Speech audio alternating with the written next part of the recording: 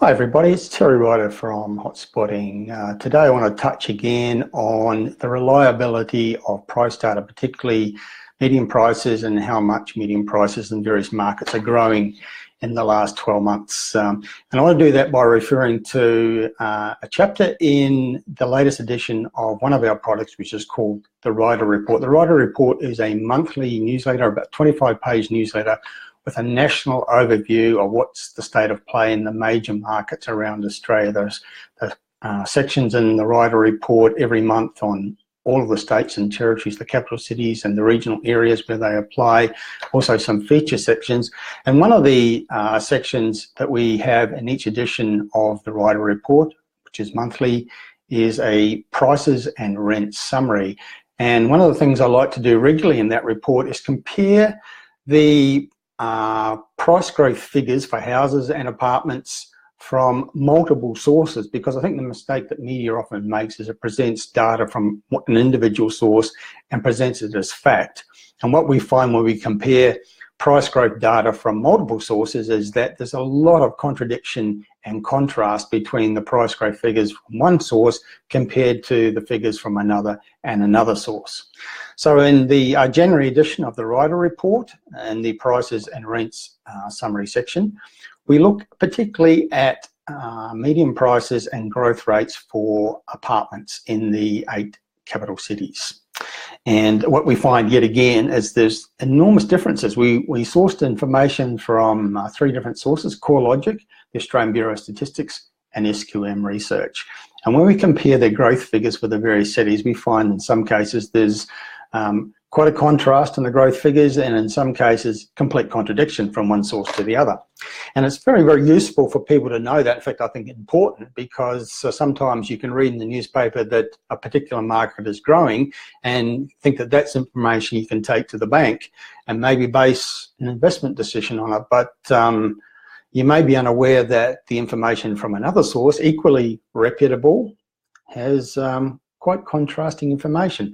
So if we look at the growth in median apartment prices or in the apartment price index, they all have different methodologies from the 3 different sources for the different cities. Hobart actually comes up very strongly. It's the city with the strongest growth in apartment prices in the last 12 months, according to all 3 sources. But how much are they growing? Well, according to one source, they're growing at the rate of 9% a year. But another source says 14%, and the third source says 18%. So we have 9% and we have 18%. So one source believes that apartment prices in Hobart is growing at double the rate of that other source. For Melbourne, we have one source that suggests that in the last 12 months, Melbourne apartment prices on average have grown about 4%. Whereas another source says 8% and another source says 13%. So there's a range there from 4% to 13%. One source suggests that the market's quite moderate, very, very moderate growth, while another of those 3 sources is saying double-digit growth, which suggests a booming market. Perth, one source says that there's pretty much no change in the median apartment price for Perth over the last 12 months, but the 2 other sources suggest the market's still falling at the rate of about 5 or 6% a year. So again, very contrasting results depending on which information source you choose to believe. We have the Canberra market. According to one source, it's grown 10% in the last 12 months, but the 2 other sources say only about 2%. So again, you've got those different conclusions. You believe the figures from 1 or 2 of these sources, and the Canberra apartment market is growing only very, very minor rates of growth. But the third source says double-digit growth, which suggests almost a booming market. In Brisbane, we have one source saying there's been a very small increase in average apartment prices in Brisbane over the last 12 months, where another says minor decline, and the third source says larger decline. In Adelaide, no change according to one source in apartment prices, another says a growth of 2%, while the third source says growth of 6%. So again, very contrasting results. And this is the case again and again and again when we compare price growth data from different sources.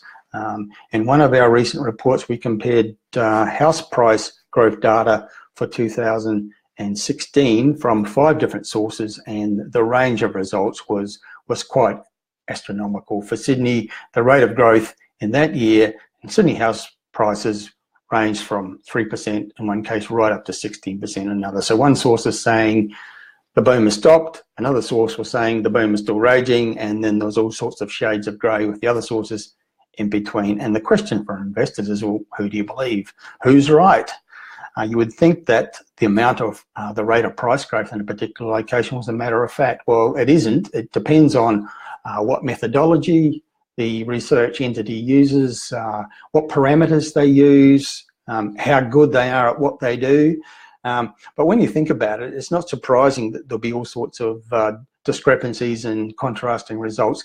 Take Sydney, for example. The Sydney metropolitan area is a very large city with over 700 suburbs, and what's happening in the Northern Beaches is very different from what's happening in Penrith.